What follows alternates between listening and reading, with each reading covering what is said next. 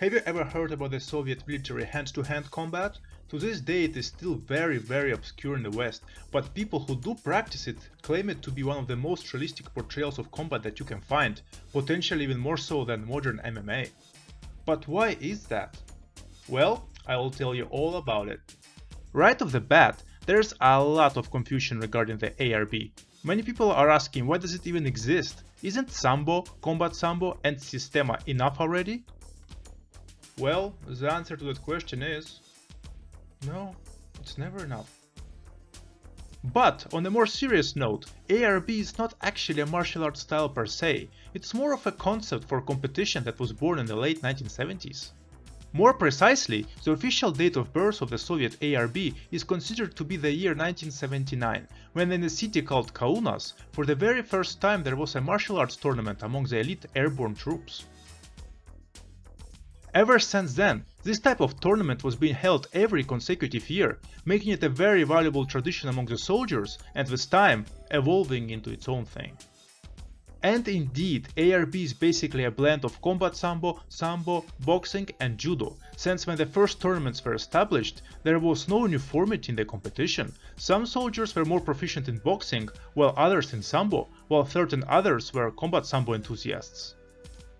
With time though, in order to be qualified for the tournament, the practitioners needed to be roundly developed, with solid boxing skills, great grappling and powerful kicks. And it was precisely then when the curriculum for this new form of martial arts was developed.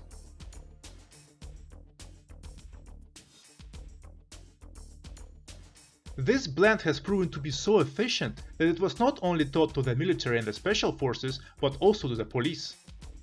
There was a catch though. According to the rules set by the Soviet government, the police had no permission to use most of the techniques without the strict authorization, and the offenses done by utilizing these techniques out of work or without a strict need were placed in the same category as the armed felony, so there was absolutely no leeway regarding its use whatsoever.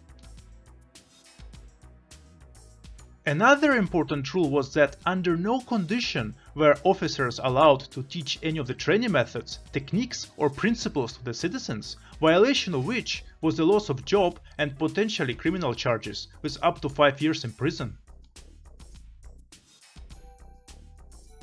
ARB has indeed turned out into something very formidable, but comparing it to Combat Sambo can be rather tricky, since officially ARB has been on the competitive scene much longer than Combat Sambo has. The military-based Sambo was originally taught only to the Spetsnaz forces and was never meant to be a competitive sport. However, once the ARB competitions were established, Combat Sambo did finally get a chance to shine. And as we have already discussed the origins of the Combat Sambo and its competitive scene in the previous video, we know that officially it has entered the competitive scene rather recently, in the mid-1990s. Nevertheless, even though many elements about them seem quite similar, there are still some major differences between the ARB and the Combat Sambo. For example, the main priority of Sambo practitioner is to develop a perfect defense first, while the priority of the ARB practitioner is actually about developing a vicious attacking ability. That was one of the main reasons why it was so attractive for the military personnel. And another interesting difference is that in the ARB competitions, you're allowed to finish off your opponent. Not literally, I think. Nah, basically if the opponent has fallen to the ground, you're allowed to stomp, kick and punch him from the standing position until the opponent either gives up or is KO'd.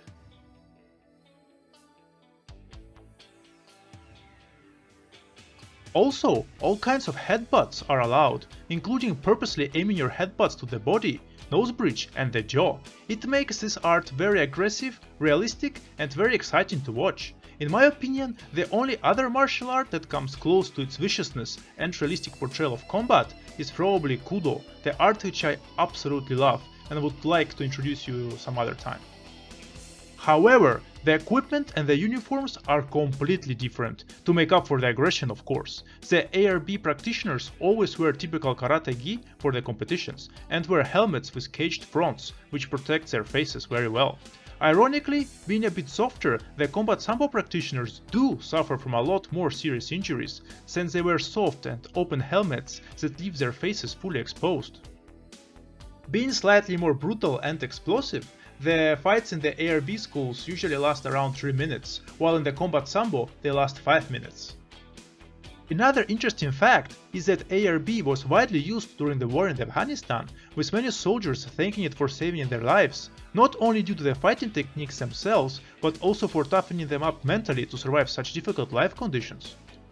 And that makes sense, because nowadays militaries around the world are far too technologically advanced to engage in a melee combat with each other. Unarmed combat is used as a last-ditch weapon and as a way to physically and psychologically prepare the soldier for the hardships ahead. So guys, have you ever heard about the Soviet армейский рукопашный бой before? Which one do you prefer, combat Sambo or ARB? Kindly let me know in the comments below. For my next video, I would like to take a little break from the martial arts and instead introduce you to how the Soviet people had fun during their free time, cultural palaces, social gatherings, and more. Stay tuned. So, see you then. Remember to stay strong, stay healthy, and to never neglect knowledge. Peace out.